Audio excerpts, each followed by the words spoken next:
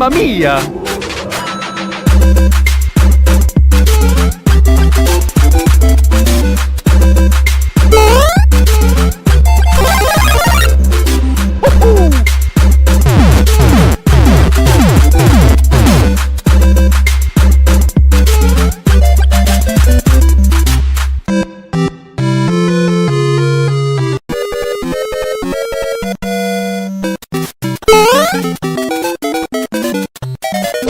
Mamma mia! Huh?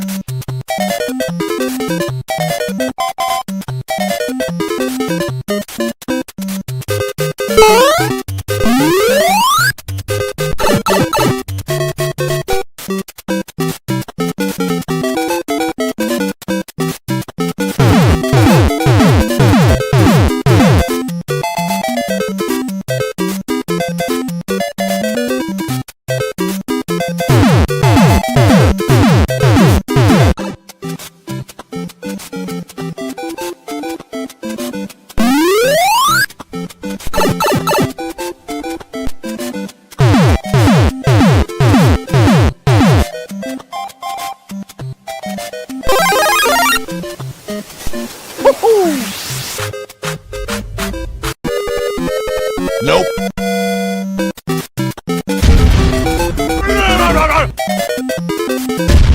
Nope.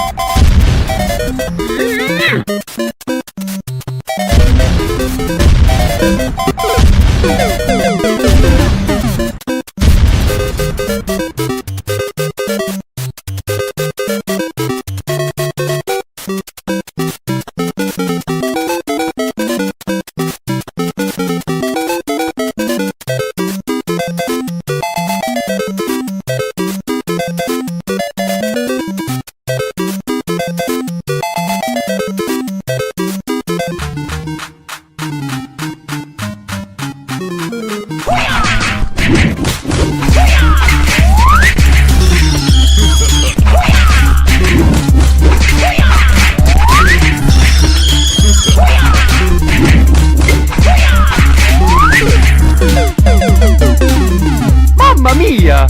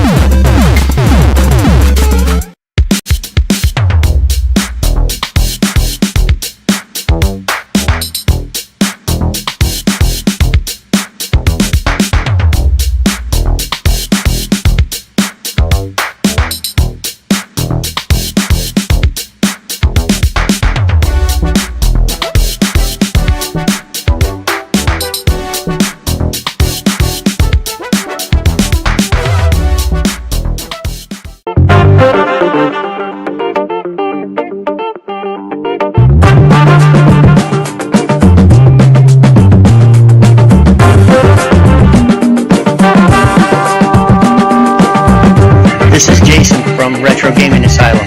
Welcome to Game Masters. Shiloh, you see what that guy's doing right over there? Hey! Cocksucker! And if you guys don't know what Artomat is, I need to tell you right now, because it's really cool. They're based in Salem, Winston, North Carolina. And what they do is they're headed up by a guy, his name is Clark, and he used to work for Big Tobacco as a graphic designer. And if you are into graphic design at all, you'll know that cigarettes have the absolute most beautiful packaging, probably next to alcohol. And they're the two poisons that are in the most beautiful packaging that you can buy. True. It's truth. They're beautifully packaged poison. For anybody that...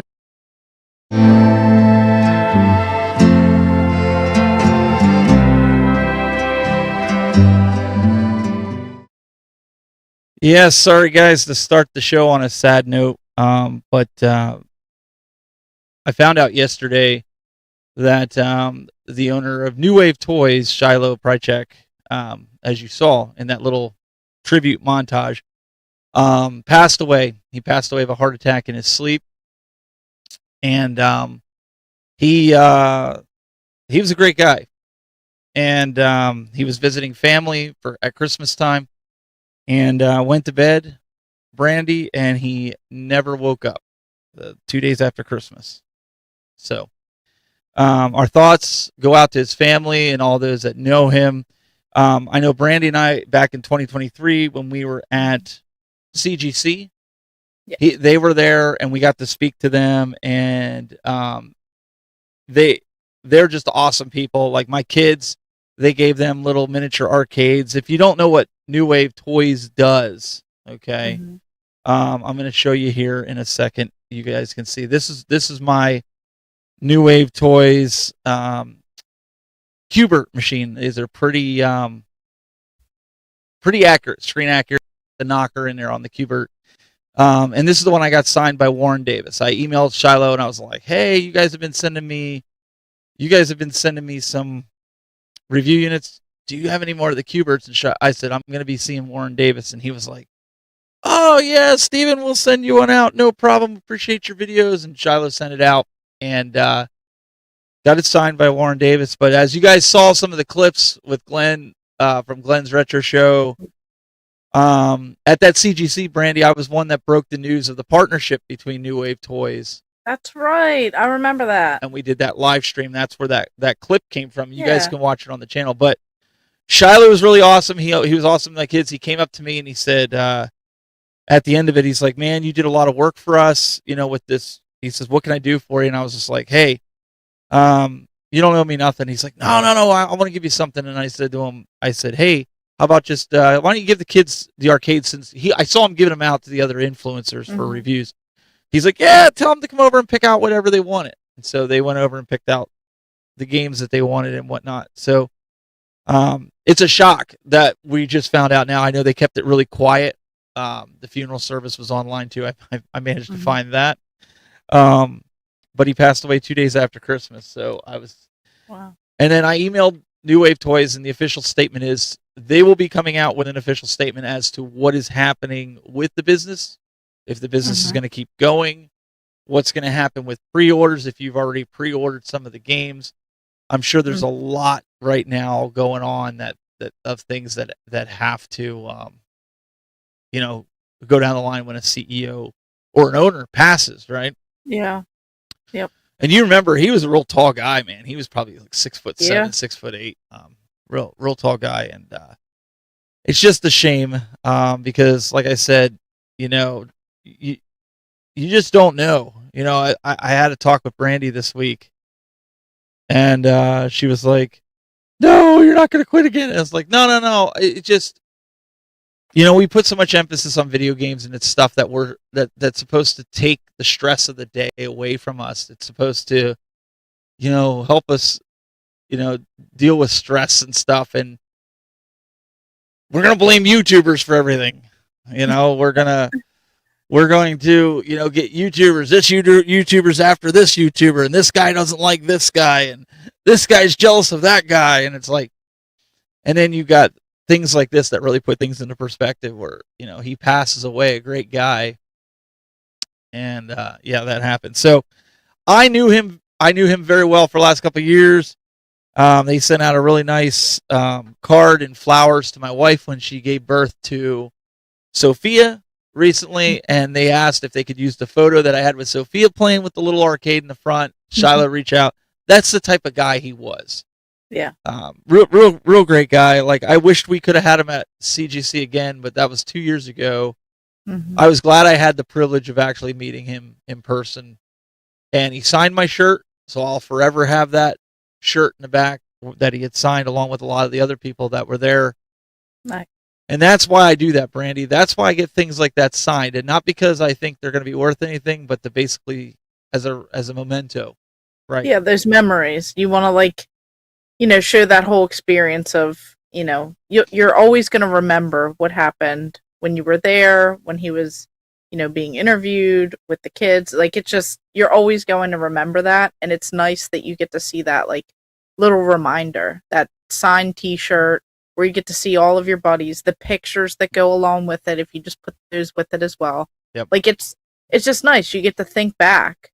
It's that kind of means more, I feel like, than a lot of the other stuff. It's those memories. No, absolutely. And, we talked about that in previous episodes about what do we like most about conventions and that, and it's being around other YouTubers, being around other friends, being around those people. And you just don't realize it. You don't realize it that this could be the last time that you're seeing that person. This is a prime example of it, right? Yep. And we've had a lot of that, in the past, just like 12 months or so. Like, it's just, life is too short. I think that's, like a great little segue into tonight's topic too. You're going to hear a lot of people say that gaming is supposed to be like a separation. It's supposed to be that thing where, it takes us away from the harsh realities of the world and all of that, so that's, you're going to hear that a little bit tonight. No, yeah, absolutely. And we're not doing this show tonight about blame the YouTubers to basically light a fire or are we?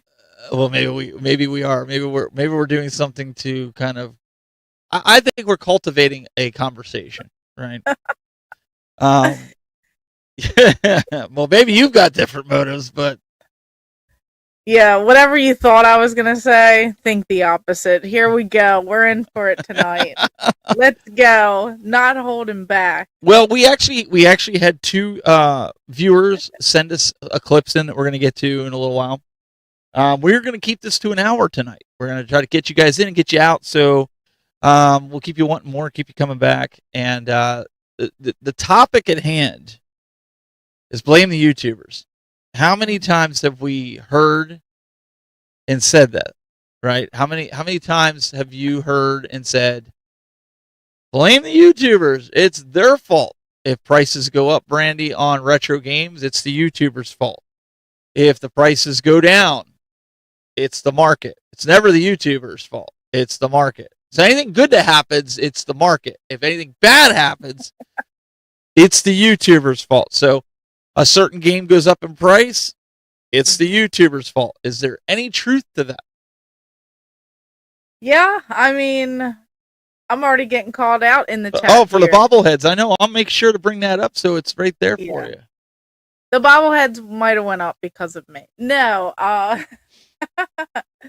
So I can see that to an extent. So there are certain times where, all right, for instance, what about the Silent Hill like game where you had with Winnie the Pooh, you had Piglet's, what was it, Piglet's Adventure or whatever that was? Oh, that yeah. What was that? and PS2 game that shot up. That was like Why? a game they couldn't, because some YouTuber content creator compared it to Silent Hill in a way. There were some spooky elements or something. And next thing you know, because that went viral, same thing with Corey in the House. That meme that went viral about that DS game or 3D, whatever it is, it's Corey in the House. It's one of the top rated video games out there. So because of that, that game skyrocketed. People wanted it. They saw the meme. They saw the exposure of it. Next thing you know, those games are listed for a couple $100 and people are buying them. Why? It was like a couple $1 game before that, or a game that wasn't really selling, and now it's a desirable game. And because it was mentioned by some content creators, now it has some value to it. Do you think, I'm just going to throw this out there because I don't agree and I don't disagree that content creators could be causing the problem. And I'll tell you why I think that. Mm-hmm. I don't think the content creator directly affects the price. I don't think that if they do a video on it, it immediately, it goes up in price. What I think could happen, depending on the audience of said content creator, let's put that into perspective, and how many small content creators pick this up. Mm-hmm. But let's say you and I, we started doing a video on Resident Evil Code Veronica for Dreamcast. I'm just going to say that because that's just a recent game that I picked up. Mm-hmm. Okay. We're not directly influencing it, but if we're telling our audience, look, you got to go pick this up, you got to go revisit it, it's going to be a great game, and we've got resellers and we've got game owners of stores in here, what do you think they're going to do? What do you think they're going to do? They're going to go out and they're going to start stocking their shelves because they're going to be like, well, this is an easy sale. These guys are going to go out. And then what's going to happen is it's going to create a demand. Yep. Then what happens is anytime there's demand, price goes up because it's harder to find. Mm-hmm. So what the game stores, the mom and pops, this is called being in tune with the industry. Mm-hmm. Okay. They're watching what the hot games are. Look at Guitar Hero. That tanked for so long. As soon as COVID came around and people knew that they could get it cheap, they went out and bought it. Yep. Right? Well, then the demand came back. Everybody wanted to play it. So the game stores bought them up. They got them from your Goodwills and stuff and jacked the price up. Supply and demand. It's how it is with anything. Doesn't matter if it's a certain washer, a certain, refrigerator. It's supply and demand. Could a content creator help promote it? Yeah, maybe. But I don't think there's that much pull on even a guy like Metal Jesus, right? Yeah, so some of these comments, we like them, keep coming in because I have a couple points coming up. So you think about it. There was a time when video games weren't that expensive. There was a time where we had so many YouTubers on talking about these video games, and they didn't directly affect the overall scheme of collecting. Now, I understand that hidden gems videos, because I've been a part of that too. I've watched a hidden gem video. I go to order the Wii game, and I hurried up and I snagged it for like $20, and then I checked the next day, and it was a couple $100. I have seen that stuff personally happen, but I think in the grand scheme of things, what people are talking about, YouTubers have definitely increased the amount of people thinking they're going to go out and become a reseller and make tons of money. Oh, no, I agree with Kevin on that. 100%. I do. 100%. I don't think necessarily gaming YouTubers have impacted it, but I think reselling YouTubers have definitely impacted it. That's the comment of the night. 100%. That right there. I think that's it and I was going to bring this up. I was waiting for someone to. Because there's always been gaming YouTubers around. People streaming, people playing games, having that interest. Even people like Metal Jesus who have, what, does he have 1 million yet? Almost 1 million? I couldn't tell you. Subscribers. No. Having that many people, you would think that every game he talks about would be worth money. Every game that's shown in his videos would be worth money. But I think a lot of it derives from the reselling YouTubers and content creators. Because people respond to money and they want to make money. They want to be just like them. Now they're going out to the thrift stores. Now they're going out to pawn shops. Now they're at your yard sales that you're trying to go to. Yep. And you go out there at 8 o'clock when they open and someone came at 7:30 and bought everything. So that's where the demand is, the supply and demand. That's it right there. All right. That's all. See you guys next week. No, but that's 100% true. Especially when you're, like you said, like I remember going out to, and I'm sure Kevin, since he owns a game store, he could attest to this. Going out to like a Goodwill and you finding really good games before Goodwill caught on. Salvation Armies, pawn shops, all these places. I remember back in 2017, 2018, Brandy, it was a lot easier. I could find gem after gem. Like I wanted to be there every couple days because gems were coming in. Like you were finding turbo expresses, you were finding the Nomad, you were finding a bunch of different things that you don't normally see, right? But I definitely think there's been a big swing in the YouTube space with resellers making it look easy. Mm-hmm. They make it look easy that, you go out and find all these expensive games. You too can start your own reselling business or starting your own gaming store and this and that. It's got to, Kevin's got himself, I think he said he was in business for like 25 years or something. So he's got it to the point where he's not going out to these, pawn shops and all these other places trying to find games. He's got the point where he gets a steady flow of trade-ins, gets, a steady outflow. But some of these guys just starting out, like even Retro Rick's getting a steady flow back in. But you remember in the beginning, he was going out to all these different places, right, to try to find.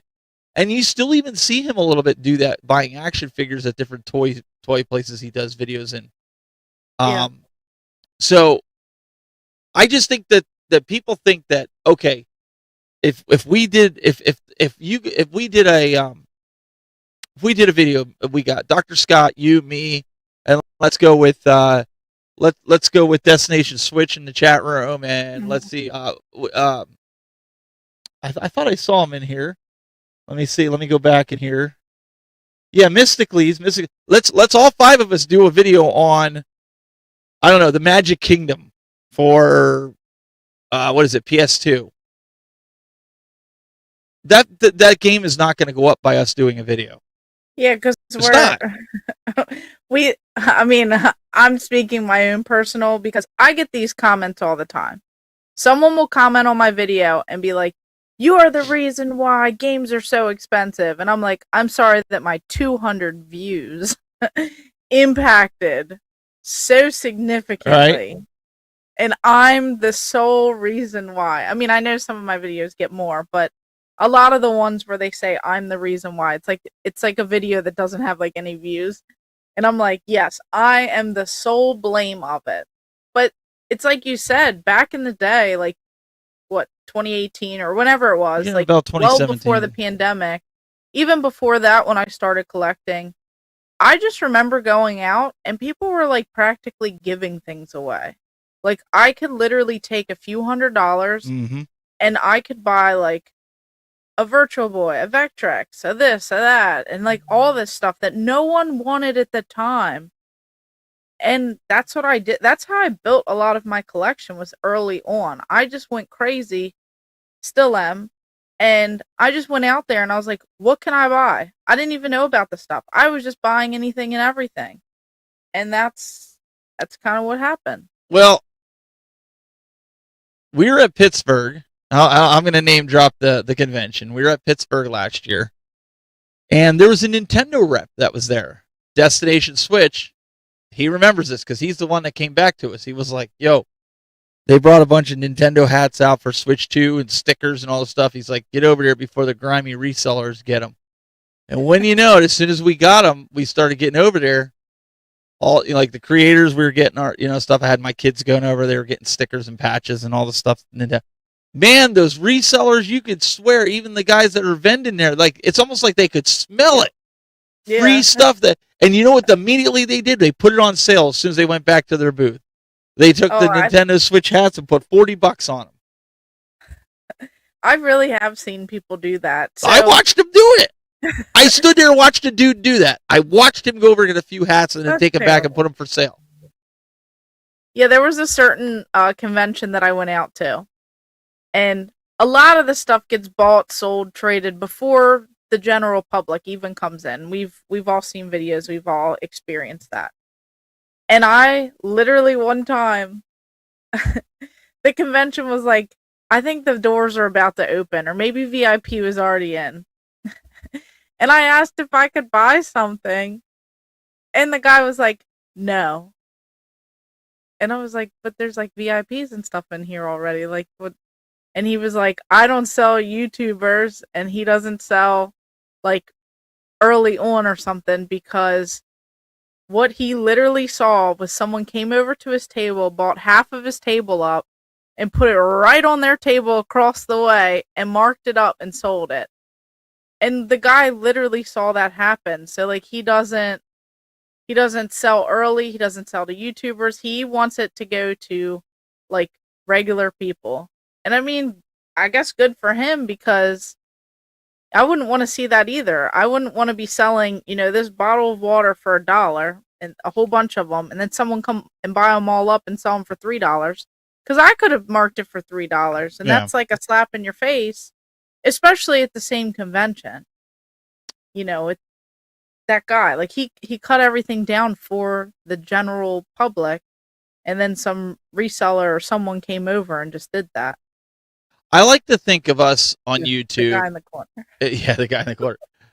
Stephanie. She knows who I'm talking about. She's paying attention because she's texting me and saying, calling me out on things. Mm-hmm. But seriously though, I don't look at us as YouTubers as anything but an independent journalist. Right? We're telling the news. We're talking about things that we like. We're talking about things maybe to keep an eye on if you're a collector. Like we're appeasing different audiences, right?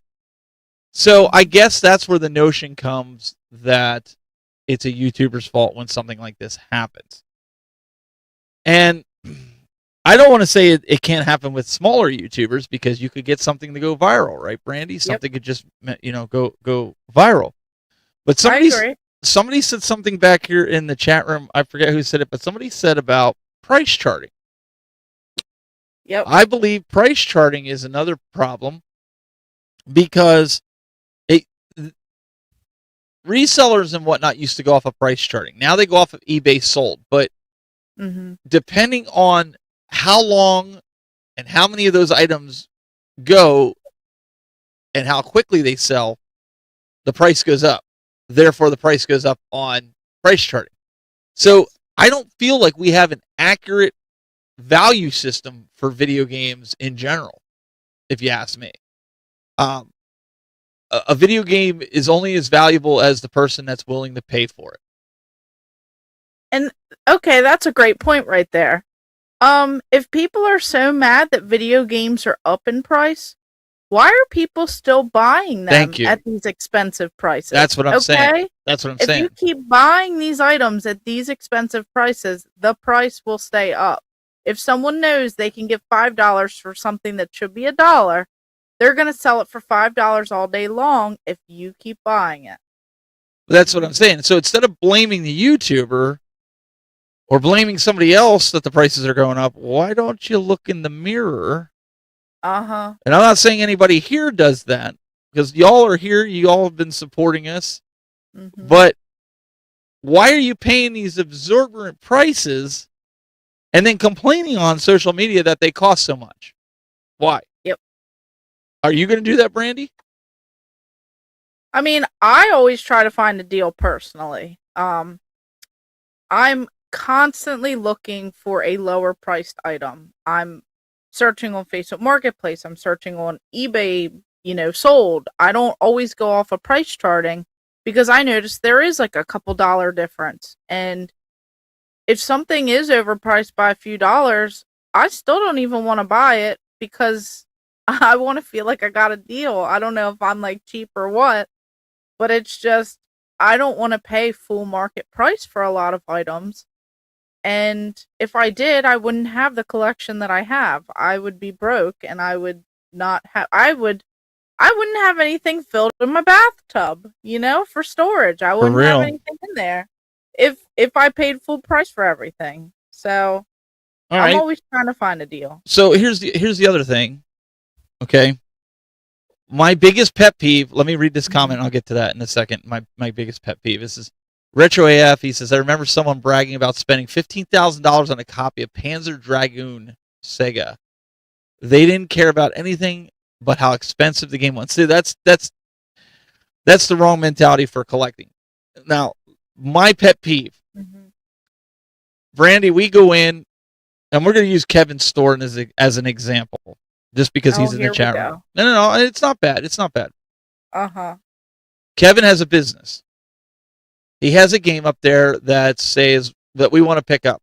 It's $15. I don't know. Fill in the blank. Super Mario Bros. 3 for NES. Probably like a $15 to $20 game. Okay. The standard set, we go in and we buy it. Maybe we try to haggle a little bit. Kevin might think back and go, I bought it in a lot. Maybe I only paid 50 cents for it. So, all right, well, I'll give it to them for $12 if that's what they want. Okay. So then after a while, we get bored of the game. Maybe we're not collecting. Maybe we are. Maybe I'm not collecting. Maybe you're collecting.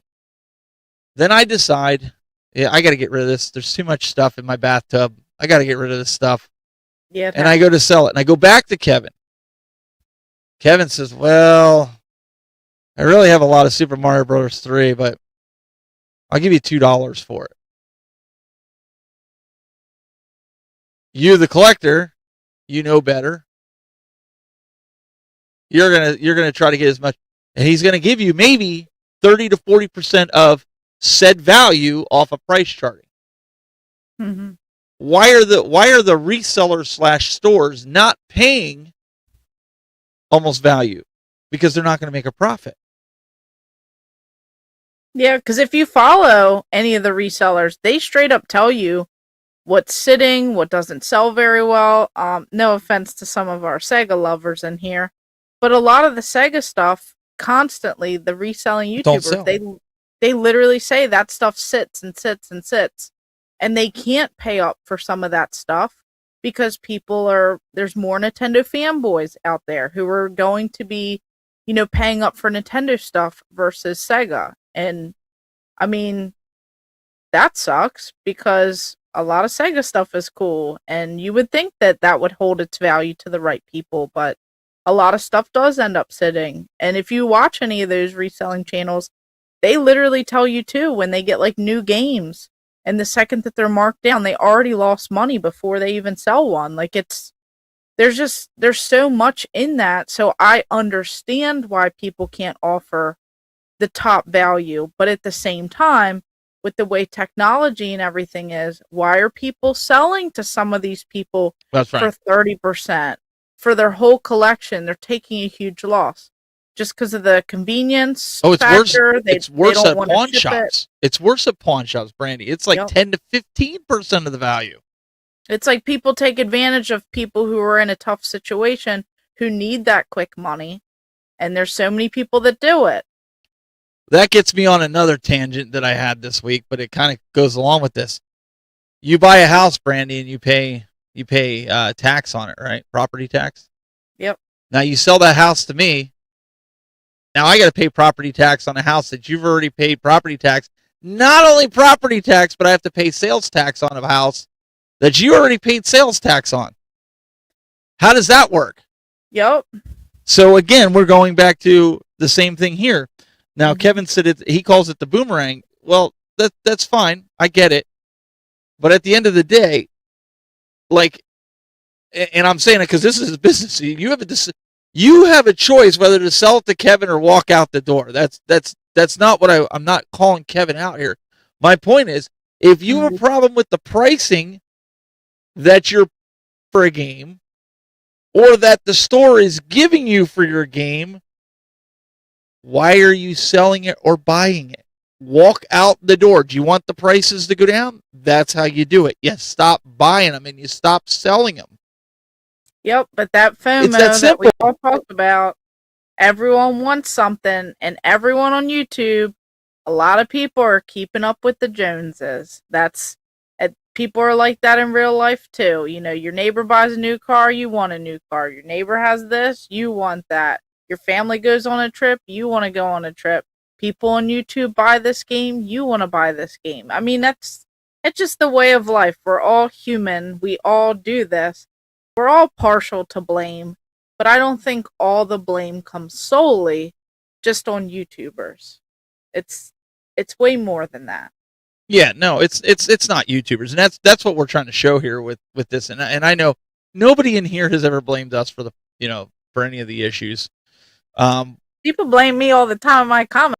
What are you talking about? Well, yeah, I mean in comments. I'm talking about here in the chat room. We haven't had that. Oh, okay, good. I was gonna say. But I see videos all the time. I see videos all the time of YouTubers calling out other YouTubers, and rightfully so. If they feel the need to call out another YouTuber because they feel like they were disingenuous, I think you should.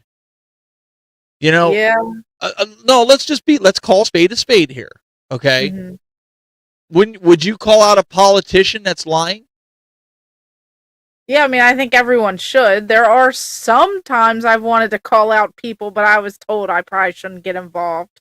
I have a mixed reaction to that because some people take it different. You have cult leaders as YouTubers, Mhm. right? Where the audience, they can do no wrong and the audience will stick by them.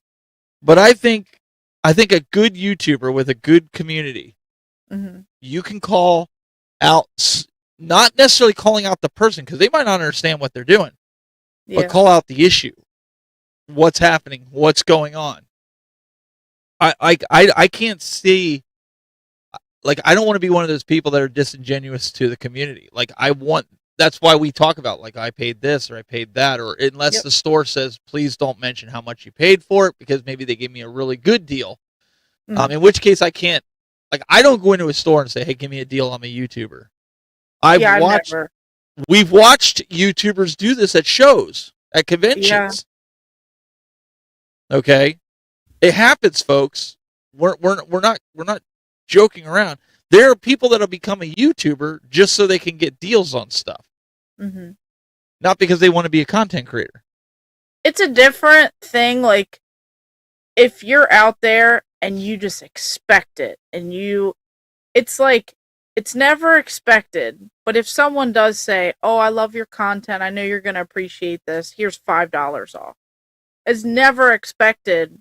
But I'm like, "Oh wow, that is so nice. Like, you really didn't have to do that, type of thing." And then I treasure that item, and it does not go in the bathtub because now that's a shelf piece. That's the difference. If I have a special memory or moment with something, it won't go in the bathtub. It has a little bit of a higher value than that. Only a little bit higher value than that. Maybe What a is lot. a YouTuber? Rob's next guest.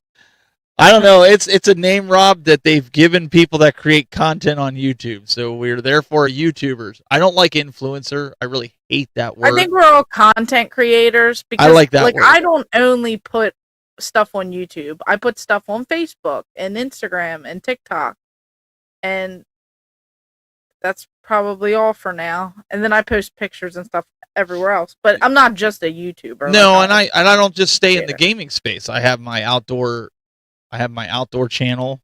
Yeah. That I create content for on all the social platforms, just like the gaming stuff. So, but I do it because I love doing it. It's the fun of doing it. If you guys, we'll pull up the chats. That doesn't mean we necessarily think the same way about this particular person, but you're free to say whatever you want about whomever you want and call them out or say. That doesn't mean we agree with it, but that's the freedom in our chat room that we allow. So I've seen people blame Metal Jesus or others, and I'm thinking he might have affected his local stores. I agree with that. They could very well, because they probably watch his stuff.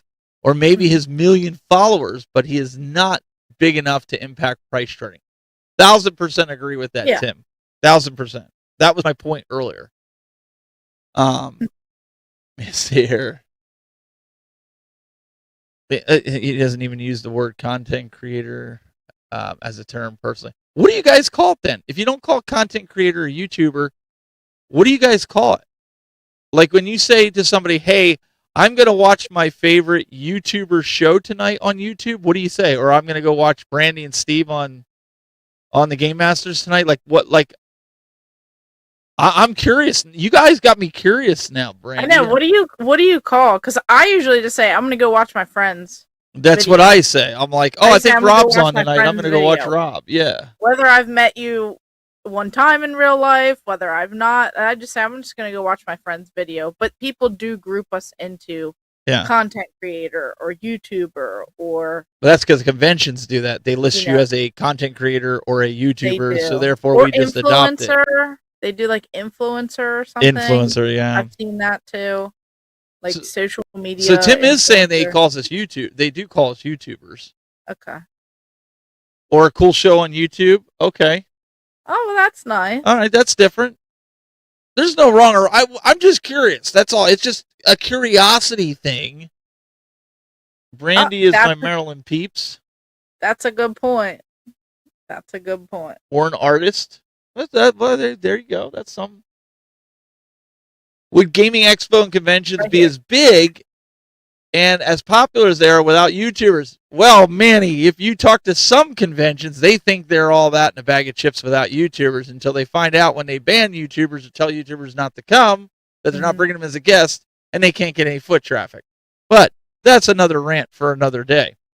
Yeah, because just to quickly go off of that, obviously you're going to have bad things with YouTubers and good things with YouTubers. Correct. And when you're a showrunner or store or anything, it's kind of like free advertising. Unless you're like paying for them to come out, then obviously there is a trade-off. And what I like about conventions and having YouTubers is that when I'm looking to go to a different event, I go back to YouTube or somewhere and I look up that convention and I see old footage. So not only are you getting them for that year, it's like you're getting that video just in existence for every year to come. And that's like extra advertising, because there's some conventions that around that time every year, I get a spike in the views. Like I'll get like a couple thousand more views from a certain convention because they're looking up videos from the previous years to decide if they want to come out that year. So it is very important to maintain those relationships, whether they're friendships or they're working relationships, because they can, help. And as much good and bad come with it, I think there is a lot more positivity. Yeah, I agree with that. And somebody in the chat room up above, they said about he does think that Metal Jesus Rocks does influence price charting to an extent. Let me pull that comment back up. Retro AF, he says I disagree. Metal Jesus Rocks is big enough to influence the price on harder to find games. That doesn't mean there is any malicious intent. I agree with that. No, There's never malicious intent. A lot of times it's just to educate people. Like, hey, did you know this game existed? Yep. I never took his stuff as that. It's just part of being popular while talking about limited supply. Okay. So You think Metal Jesus Rocks has a big enough following? Let's talk about this for a second. Nothing against Metal Jesus Rocks. Nothing against any large content creator. But let's talk about this. No, let's talk about this for a second. Brandy, you're just shy of 20,000 subscribers. I've been trying. I don't know what it is. I just need let's see. Okay, but you're almost to 20,000, because this will make it easy enough to do some 32 more. Okay, 32 more people. On average. Now, I'm not talking about I'm not talking about videos that go viral and you get like 10,000 to 15,000 views. On average, what is your average view rate of your videos? It could be like around 1,000. Okay. And then she's not inflating that. That's about what okay. So out of 20,000 subscribers. Yeah, that's sad. Okay. Out of 20,000 subscribers, let's do the math here, folks. It's supposed to be at least 40%. That is not 40%. I am not doing something right, guys. I'm just going to get rid of my YouTube channel and I'm going to start over. Gone. Well, so let's do the math here on this. Somebody that's really good in math. Okay, give me a percentage. What is that? 5%? 5% of her audience watches her videos. Oh no! Listen, this is not to dog on Brandy. I'm going to do the same thing with mine. Okay, What is it? 20%? 5%? I think it's 20%. I could be wrong, but I'm doing a quick math. So. Now you look at Metal Jesus Rocks. Back in the day, he was probably the guy that everybody went to, but there's so many gaming YouTubers out there, gaming content creators that are out there. Let's say Metal Jesus Rocks has 1 million subscribers. Let's just say. Yeah. But Brandy, on average, maybe he's only getting 50,000 views on his video. Maybe 100,000. Well, let's see. I'm curious. Yeah, now. let's pull it up. Because that's where people don't get it. Like you could have, like I'm coming in on 12,000 subscribers. Now I'll average anywhere from 500 to 1,000 views on every video, which he has 59,000, 32,000, 130,000, 52, 63, 72, 59, 25, 161, 33, 66, 50, 74, 33, 39. So it's between like late 30s to like 60s. Let's just say 50,000. Okay. It could be a little more. Out of almost 1 million subscribers. That tells me 20% of his audience, maybe less than that, might be like 16.5 to 17%, actually pay attention to what he's doing. a lot of times people subscribe to us, and everybody's all about subscribers. They subscribe to us, and then they forget that we are even existing, or maybe they don't log into YouTube for a while, or maybe they were, they watched one of our videos, subscribed, and never to return again. You can't base something like that off of and say somebody's changing the market based off of how many subscribers they have. And I'm not saying, Retro, you were saying that, so don't get me wrong. I'm just saying there's a lot of factors involved with it. There's more to it than what people think. Like, technically, I think you are supposed to have... Now, this is before algorithms have changed and before shorts became into a picture. You wanted to be in a sweet spot of having, like I should have probably like 8,000 views if I had 20,000 followers, or like 4,000 if I had 20. Like, you should be in that range.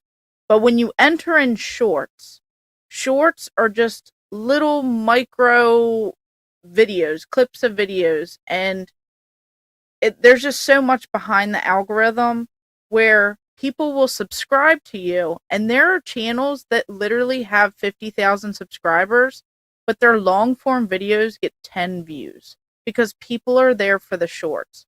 You have to do like a happy balance, and shorts can tank your channel for those long videos. Yep. So there's so much to look at when you look at that. So you can't even go off of someone's subscriber count. You really kind of have to look at some of their views. That's why we're saying, again, we're not taking anything away from the work that Metal Jesus has done. I'm not saying that at all. She's not saying that. No. You have to look at the whole picture. And this is what a lot of, when you get into content creation, you're looking for sponsors. They want you to put together a media kit. They want you to put together, to let them know, how many people are you reaching? How many impressions are you getting? How many subscribers do you have? What's your average views? Okay. If your subscriber count is low, we'll use my outdoor channel for this one. Okay.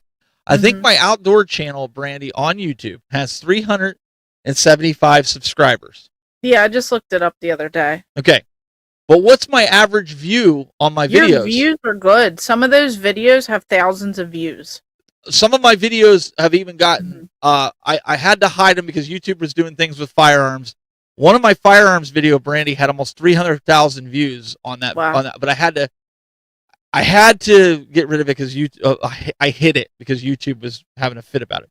But anyways, those views on those videos, like out of 375 subscribers, most of my views are coming from people that aren't subscribed. Now imagine if I had that. A lot of my views in my videos are like 10,000, 50. I get more views on my outdoor stuff than I get on my gaming stuff, to be quite honest. That's crazy. And the stuff that I do for the outdoor channel is not as highly produced as what I do here on the gaming channel. So my point is, when I contact the company, or a company contacts me in the outdoor world, and they're like, "Hey, we'd really like you to try our camo, or we'd really like to for you to try our binoculars, whatever it is." And I'm sitting there going, "Well, I only got 375 subscribers." That's what a normal person would say when they see that. Okay. They go, "Yeah, but your views are through the roof." Mm-hmm. Okay. So that's what you gotta look at, and watch time. Somebody could have 80, 100,000 subscribers, but they're getting like 45 seconds of watch time, Brandy. Like, that's nothing. And that's another thing too. Like, they say, like, with shorts and other things, like within those first, it used to be like 7 seconds. Now I think it's like 3 seconds. It tells you, like, in your videos, how many people swiped away. It tells you the retention. It tells you what's your top moment. Like, when you start analyzing everything, and we're not knocking anyone. I know there's some comments about us getting blocked, but we love all these people that that we talk about, and we've met all these people, and obviously definitely have helped influence in the time before content creation and all that. Really, when people were around, we're not knocking anyone. It's just, it's also part of how all this social media stuff is. when you enter in TikTok and all these short form things, that definitely messed with some of the long form videos, and it messed with how content creators make their content. And it's just kind of how it is. Things change, and people just have to shift and play around and see what works with all that. And they say the average career of a YouTuber 10 years or 11 years before you start fizzling out, because new guys come in. And it's like my kids. My kids do not want to watch. My kids don't want to watch the retro stuff. They don't want to watch. They sit there and watch Roblox and Minecraft and all the creators that are making stuff about that. They could care less about this. In fact, I was telling Brandy, no surprise here, but my kids are like, they're over the conventions. They're over the retro conventions. They're like, it's the same thing every year. It's a lot of work with no, with nothing in return. So I'm working through that stuff right now. But yeah, you really have to look at things. Don't just look at subscriber count. Subscribers mean nothing in the grand scheme of things. The more and more I'm finding, because man, if I had the same amount of views and watch time that I have on my outdoor channel, Brandy, I'd be in pretty good shape. I think I'd have a nice community. If more than just my GameStop videos took off, I'd be great too. There you go. Well, so you're hitting a niche, right? You're hitting something that's, Oh man, I just talk about GameStop and I get all these views and the videos get money and I get 100 subscribers plus, and then here I am making a great video on something I really enjoy, and that's the one that doesn't do anything. I mean, it's hard. It's hard to figure out. So Mr. Rightway says this is the time to try something new. Yeah, people search guns and outdoor stuff. It's the same market. Well, no, this is what I'm coming to understand. Mm-hmm. Most guys my age, that's what they're into. They're out there hunting, fishing, camping, outdoor things, shooting firearms. They're out there, archery. There's a small percentage of us at my age that are playing video games. So we're trying to reach a demographic. To be fair, I'm trying to reach a demographic that is 0.00002% of the population. Mm-hmm. Where if I was 17 years old doing this and I was talking about Roblox and Minecraft and Fortnite, I'd blow up at the top. I'd blow up just like you. You'd be the same way. But we're not. That ship has sailed, and that's what these young ones are looking at. They're looking at these guys, and they want to see the guy. They don't want to see a talk show like this. They want to see Ninja playing Fortnite, screaming and yelling at the game and how broke it is while he's playing it. My kid, that's what he does. He'll have a screen that he has 2 screens on his PC, as if his 34-inch curd is not enough. He has a 27-inch screen that's next to it, and it's just for YouTube videos while he's playing games.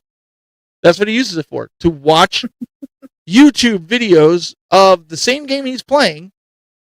He's watching somebody else play it. And my daughter will do the same thing. And plus, I mean, when you talk about it too, like kids, it's like they're not going to think that their parents are cool. They're not going to be watching the stuff. I mean, Stephanie's up there commenting about her like attention span. I hear her swiping the videos, and then it'll be, and right here we have, or hey guys, it's literally me, my video, just swipes right away. And like that's just how it goes. Like if you really don't get the attention, or you aren't in a certain marketing, like there's way more. Oh yeah, plus he has it on his, my wife put in there, plus he has it on his big TV. She's not wrong. He has it on 2 places. Sounds like those kids are spoiled. No. But Rob's got a good point here. Rob says, and most of America has lost its attention span. Everyone scrolls like zombies through shorts, and that's about all the average brain can process. And he's not wrong. Yeah. It's terrible. And I think this is why it's easier to blame other people than it is to just accept the fact that hey, things have happened. All right, Brandy, let's see what our community has to say as we wind down the show here. Let's see what they have to say. Are you seeing the Facebook chats? We are not seeing the Facebook chats. That's kind of broken on this end, and the software company hasn't fixed it yet. So if you're on Facebook, you need to come over to YouTube so we can see it. I'm trying to get over there now to see what we're talking about. But Brandy's going to pull it up while you guys watch this. Let's take a look. Our first person is Mr. Ted Green. Take a look at this.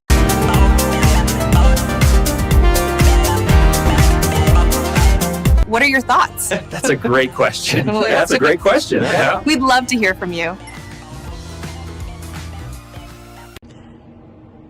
Hey there, this is Ted Adam Green, commenting on whether YouTubers are... And let's be honest, a lot of people are looking to blame anyone for anything.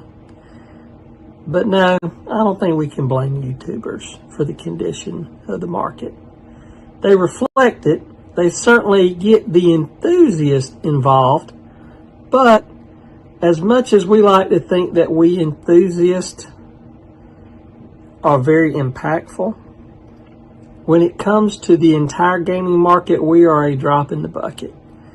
It is the casual gamer, most of whom don't even really watch YouTube videos, that really control the big ebb and flow of things.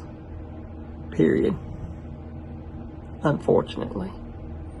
So no, as much as we'd like to blame the YouTubers, and some days we still do, it's not them. They couldn't make it go up, and they can't make it go down. Occasionally they can make one or two games become very hot or cold in the market, but beyond that, I just don't think so. But I will say this, I do appreciate the YouTubers like these two. They keep us very entertained, informed, and keep us thinking about something that is a welcome distraction in life, because life can be a pain in the butt, and it's nice to have a distraction. So thank y'all very much. I can't blame y'all for anything, but I will give you credit for making things a little better. Thanks, y'all. Well, thank you so much, Ted Green, for the kind comments. Yeah, it was way too nice. See? Yeah. Well, and here the next one that we have is from a fellow YouTuber. Yes, I said it, a YouTuber who he'll actually be going live tonight in about 5 minutes. So you guys will be able to go over there and catch the show. We've got Stephen Lucas with the Crimey-cade. Let's hear his thoughts.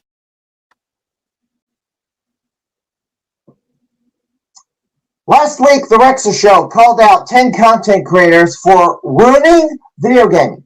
They are focusing too much on DEI in gaming and not the games themselves. He believes they should stop the political talk and review the games, talk about gameplay, strategies, what makes it fun, you should buy this, blah, blah, blah. In a different time, that'd be ideal. Unfortunately, we're in an era where politics is encroaching everything, like roaches infesting a house. Our traditional escapes from the real world and its trauma isn't so much an escape anymore. Thanks to radical extremist hacks who desperately want to make the world conform to them because they can't get hired on a news channel as a talking head, so they can lecture people on how being hypersensitive to their feelings and validate their life choices. They implant their messaging into other forms of media. It's ruined entertainment, and some long-standing franchises have suffered permanent, irreversible damage, like Star Wars and Star Trek. Then they infest sports where political messaging is on uniforms and the field that not everyone agrees with. And that brings us to gaming. Political fringe, which alas, we've seen some European government agencies participating in it as well, have now turned video games into glorified campaign commercials that you pay $50 to $100 a pop. So are content creators being chewed out for stepping up and trying to save what we enjoy from these deranged, miserable losers like Sweet Baby, aka Toxic Brat, who don't like gaming to begin with, shoving their ideology down our throats?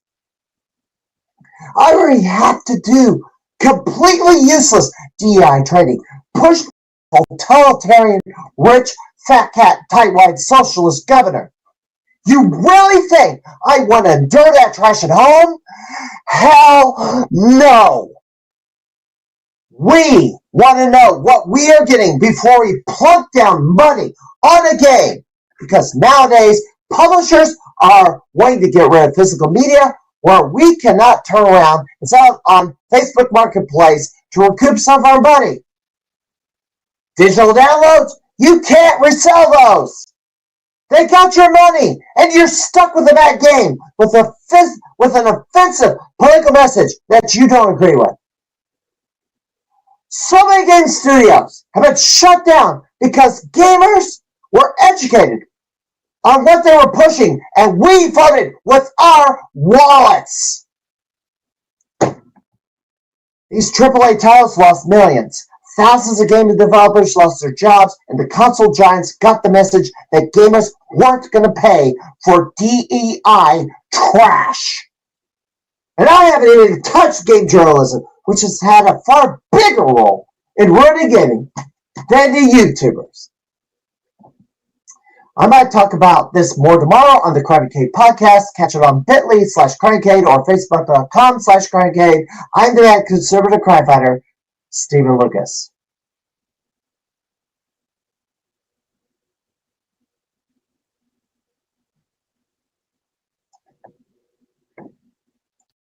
Wow. Very, very passionate individual. Yes. So, as you guys know, we don't censor anybody. So anybody's opinions and views of another channel, of another creator, is not a reflection of us. We, just because we play it, doesn't mean we agree 100% with everything anybody or everybody says, just like the chat room saying, like they respectfully disagree with certain things. That's your right. And you're welcome to do that. But we're not going to censor you. If you're calling out people, we're going to play it because that's your opinion. That's not necessarily our opinion, right? Yeah, and we wanted to get, everything too. Like, I do understand some of the stuff that he's saying where gaming is supposed to be like our escape. I said this earlier. It's supposed to be like our escape from reality. Yeah. All the struggles and everything that goes on in our daily lives, we're supposed to see that. So I can understand why people get so passionate about things, because when the prices go up and you can't enjoy these things, and when things are interjected into stuff that you want to just enjoy and relax, I understand that. So, yeah, we just want to, anyone can send anything in, and we do appreciate, whatever videos and stuff that we get, because it helps us keep talking about this, keep this interest going with gaming, kind of relate it to different things. And we did say Wednesday night, but he's on tomorrow night. Last week I forgot we were live Thursday. I totally missed it. Thank you for correcting us. Totally missed it because I had that meeting.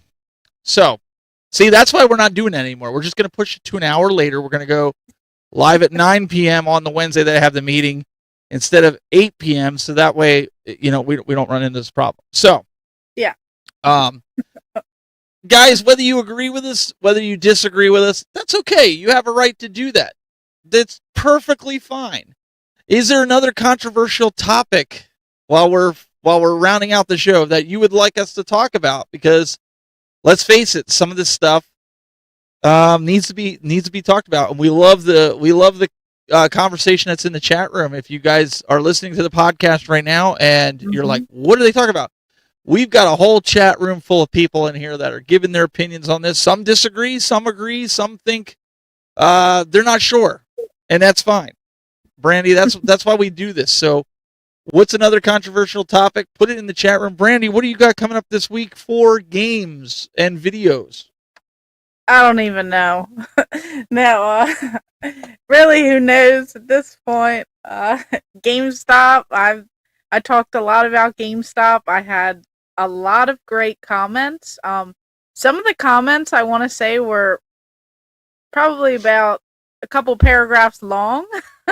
So I'm still working my way through that, but I do appreciate everyone who reached out on those. But I'll think of some other great things. I have some reviews and some other things that I want to get out there, and I have a new series that I want to start, but it has to be right. Okay, you don't want to miss out because it's something different. I haven't seen it before. This is something crazy, so I can't wait till that comes out. But I got a little bit of work to do before that does.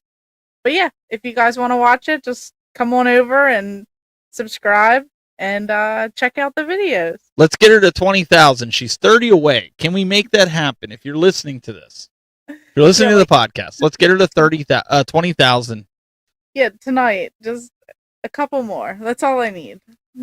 Yeah, and guys, again, this is just our opinion. Just like PNX World is saying, like, you can't force someone to like something that we like or dislike. This is just opinion based, and everybody has an opinion. However, I do think a good controversial topic that we could discuss and see what the chat room thinks is, what do you consider retro? I think we could get a good discussion going on because I think everybody's opinion of retro is different. Some people say it's anything 20 years and older. Some people say it starts at a certain system, not disc. Yeah. So what do you guys think? Would you want to discuss that? Yeah, what happens as we keep getting into new consoles? Right. And what do you consider retro? How do you gauge it? Yeah, true. We could do something like that. So if you guys want to do that, because I saw somebody in the chat room here said, I wish I knew what the topic was before next Monday. Well, if you guys want to hear that, if you want to get into that discussion, we can do that next week, and you guys can get your videos in. So, RXtro, let's no, don't put your answers in now. Bring that conversation back next week. And if anyone wants to send a clip, send us a video. I don't care if it's the same people you want to send. Kevin, you have a phone. You know how to use it. Let's go. Let's get some videos sent in to either me or Brandy. You can send them over Facebook. Daryl, you too. Crime Fighter. Rob, Retro Rob. Can we raise him back up? I know Rob's next guest, but can we raise him up a little bit? Yeah, tell us what retro is. Come on, Rob. Some of you guys out there got an opinion. We want to play it. Listen, the more opinions we get, the less we have to talk. Jason, you too. Jason, you too. Let's go get some videos. We love to hear the feedback because we'll listen to it. And you can send it via email, steve@thetechbuzz.net if you don't have Facebook or anything else. And or send it to Brandy if you're on one of the social medias. If you send it to me, you can put it in a Dropbox link or Google Drive, or just send it an email, however you want to do that. He doesn't like being on camera, yet he does a camera interview show. That's funny. I think this is a good topic. What do you consider retro, Mr. RC Cola? And what's like real old? Is it ancient, like my co-host over here, or what do we call that? That's a good point, though, Brandy, because what I consider retro may not be what you consider retro, and my kids, they kind of look at. Well, I don't want to spoil it. We'll talk about that next week. More on that. This is going to be a whole thing. I got some things to say. Let me shave the beard. No, I'm keeping the beard. Yeah. No, but yeah, bring your opinions. Give us some video. Let's go. And I don't know if I'll have a video this week or not. I've been working on some other stuff, so we'll see. Appreciate you guys tuning in, and we'll see you next week. Have a good rest of your week.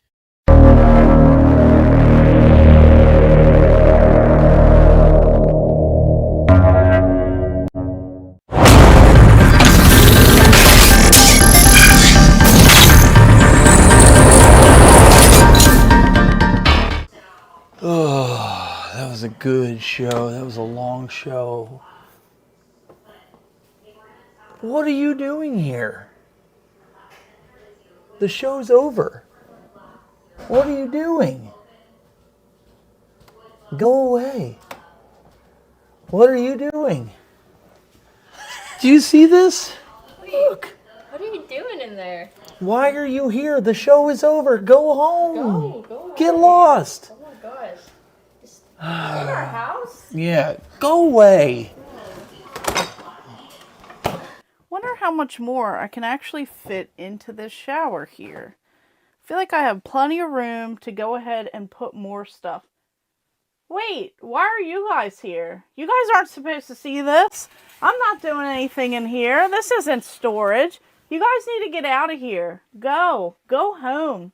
Go. Get out of here. Stop watching. You don't need to see anything in here.